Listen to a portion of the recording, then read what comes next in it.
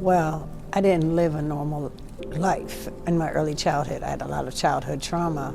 So I ended up with substance abuse disorder, mental health disorder, and I ended up homeless for 17 years here in the nation's capital. So I experienced a lot of dealing with the post office with postal money orders because I'm from Ohio and I live in Washington, D.C. And we'd rather have postal money orders that are insured in case they get lost.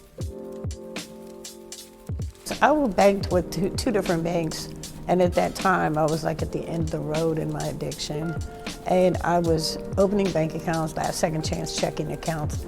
And of course I was overdrafting and they were charging me $35, $36. And then each time that I didn't pay that $35, it would double to $70. Then it would double once again to $140. They took and doubled it. And that's how the overdraft fees get so high. And of course, me getting SSI at that point in present time, you taking all that money from me, I didn't even have money enough to eat, let alone to have a roof over my head or to dress myself. Well, first of all, the banks discriminate against people coming there looking homeless or mentally unstable if you act like you don't know what you're talking about. They've always charged overdraft fees, and it's always been expensive to cash checks, and they still charge $7 even if their name is on the check to cash a check, because they want you to become a member of that bank. They want to try to get you to open an account at that bank.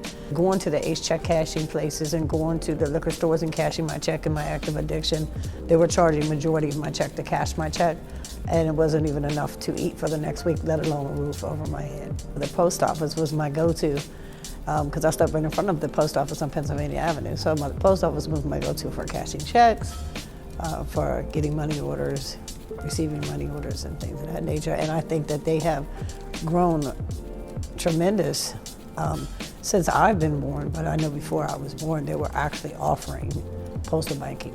I trust the post office tremendously, and I think they'd be even more amazing if they offer checking and savings to individuals for banking purposes, because they're insured and everyone's safe with the post office.